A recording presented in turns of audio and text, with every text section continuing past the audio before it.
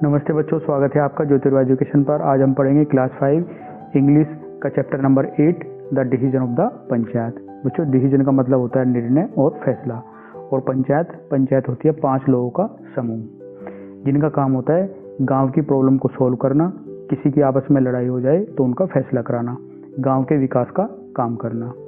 5 लोगों में होता है एक उनका मुखिया या प्रधान होता है और बाकी 4 लोग होते हैं। तो चलिए चैप्टर को देखते हैं, इस कहानी में क्या है। Let's read.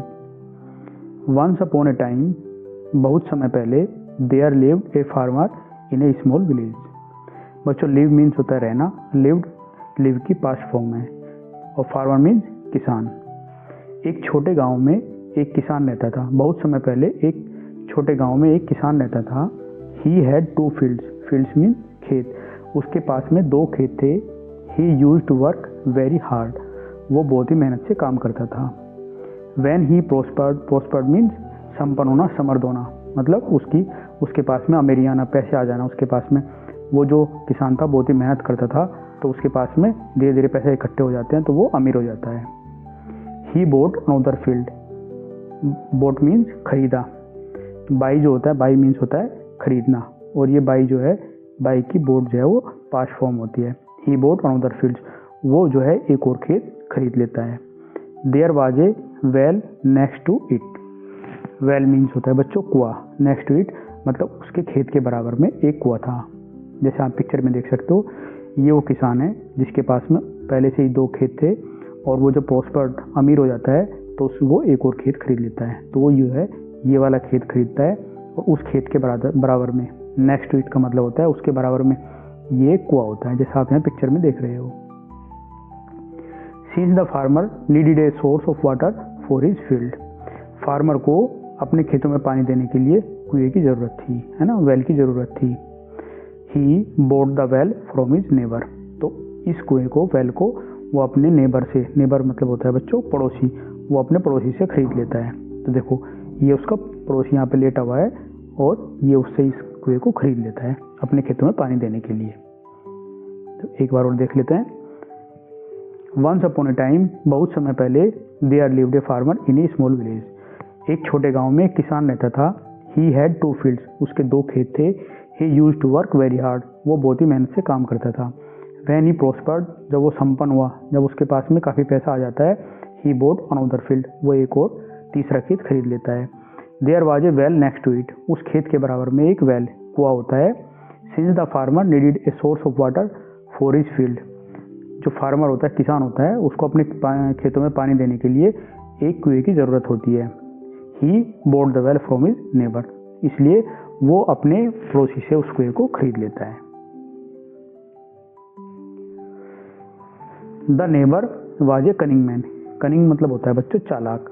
जो उनका नेबर था ये वाला, ये बहुत ही कनिंग चालाक में आदमी था। ही थॉट जो है बच्चों वो थिंक ये पास्ट फॉर्म होती है। बच्चे साथ साथ में ध्यान रखना आप, थिंक मीन सोचना, थॉट मतलब सोचा, तो थिंक के पास्ट फॉर्म है तो उसने सोचा। He thought a plan to cheat the farmer, cheat मतलब धोखा देना, तो वो एक प्लान तैयार करता है किसान को धोखा देने के लिए।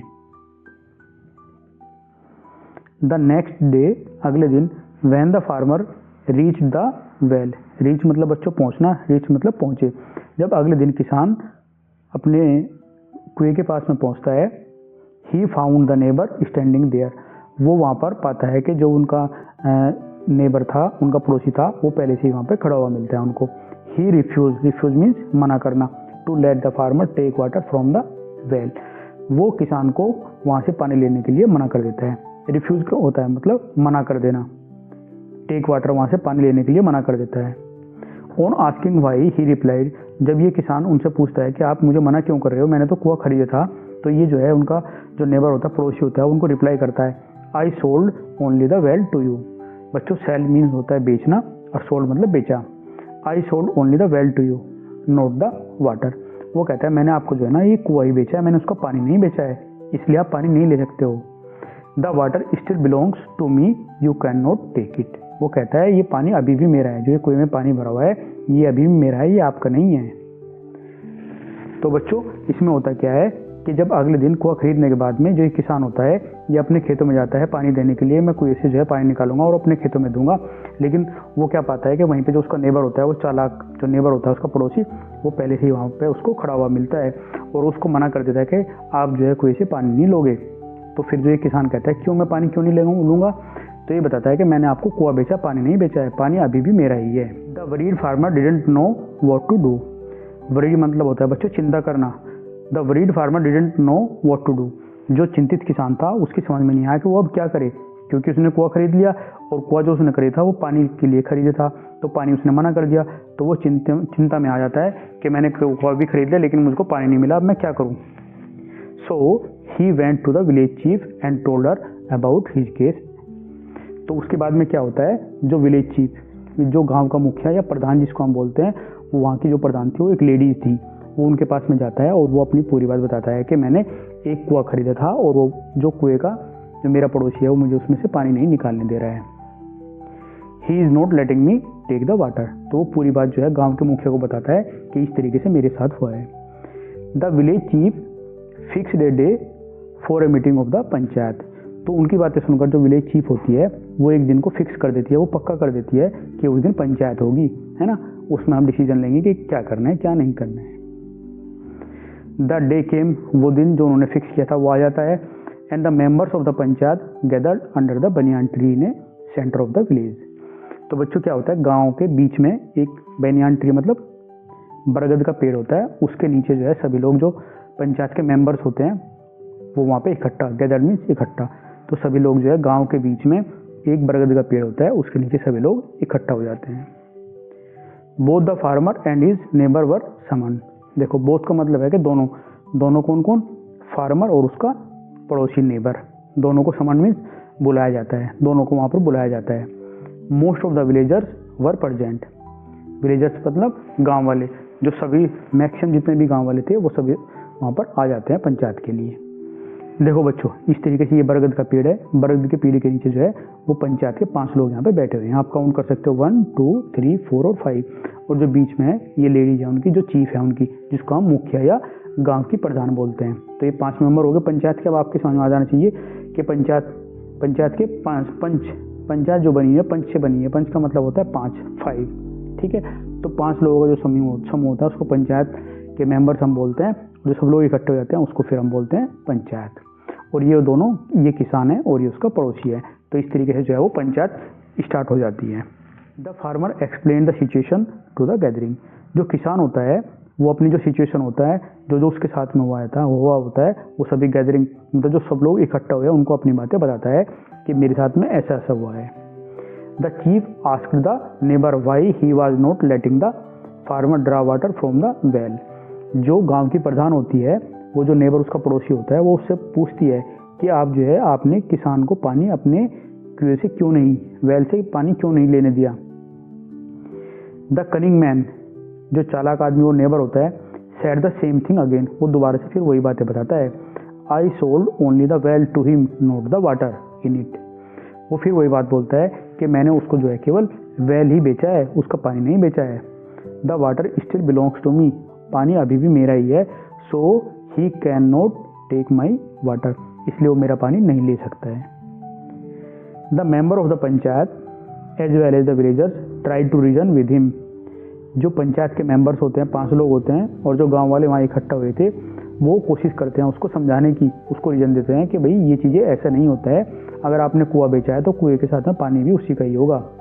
But he was adamant. Adamant होता है मतलब जिद्दी, जो अपनी बात पर अड़ा रहता है, वो मानता नहीं है किसी बातों को।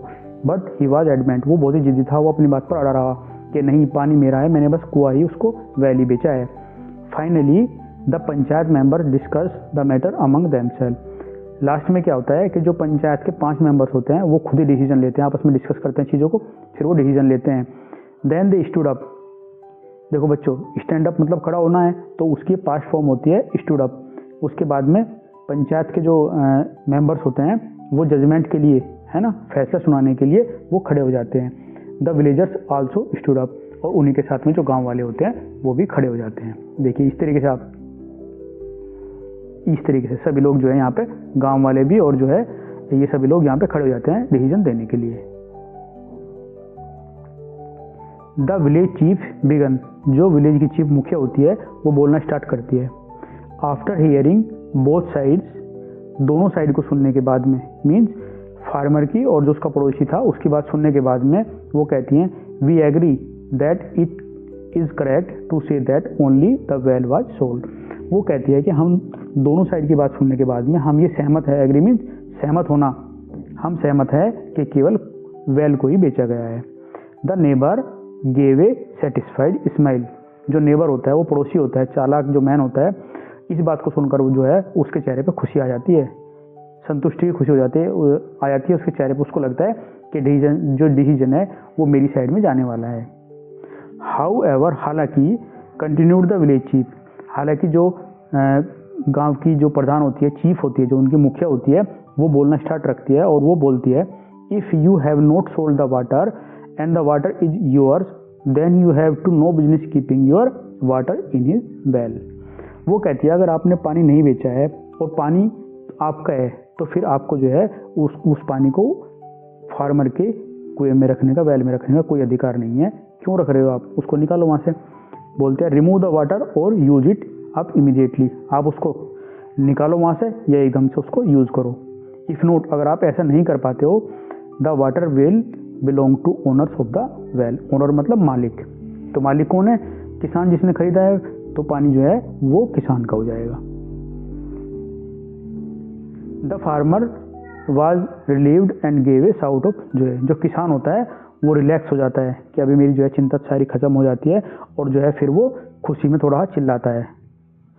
The cunning neighbour realised that cheating will not lead anywhere, जो कनिंग नेबर होता है, जो चालाक नेबर होता है, तब उसको आभास होता है, वो इस चीज़ को समझता है कि जो है चीटिंग करना, धोखा देना कोई अच्छी बात नहीं है, वो हमें कुछ भी नहीं दिलाती है। He had to pay fine as well as apologise to the farmer, और उसको जो है जो किसान होता है उसको फाइन भी देना पड़ता है, पैसे भी देने पड़ते हैं, मनी देने पड़ते हैं और साथ में माफ़ी भी मांगनी पड़ती है। जैसा आप यहाँ पे देख रहे हो, इस किसान को देखो, उसको मनी देनी पड़ी और जो ये हाथ जोड़े खड़ा है और उससे माफ़ी भी मांगनी पड़ती है। द विलेजर्स प्रेज्ड, प्रेज मतलब बड़ाई करना, द विजडम, बुद्धि की ऑफ द पंचायत, जो गाँव वाले होते हैं, जो पंचायत ने डिसीजन लिया है तो उस निर्णय की, उस फैसले की वो जो है वो प्रशंसा करते हैं। तो बच्चों, उम्मीद करता हूँ आपको ये स्टोरी अच्छी लगी होगी। अगर आपको ये स्टोरी अच्छी लगी है तो प्लीज़ चैनल को लाइक, शेयर और सब्सक्राइब करना, है ना। और अभी साथ में जो है इसके कुछ न्यू वर्ड्स हैं वो भी साथ में देख लेते हैं हम। पंचायत, पंचायत मतलब 5 लोगों का समूह। एडमेंट मीन्स जिद्दी, कनिंग चालाक, अपोलोजाइज मीन्स माफ़ी मांगना, विजडम मीन्स बुद्धि। तो बच्चों, अगर ये आपको पसंद आया तो प्लीज़ चैनल को लाइक, शेयर, सब्सक्राइब करना। और इस पार्ट को हम यहीं पर कंप्लीट करते हैं। नेक्स्ट पार्ट में हम इसके क्वेश्चन आंसर और बाकी बचा पूरा चैप्टर कंप्लीट करेंगे। Thanks for watching.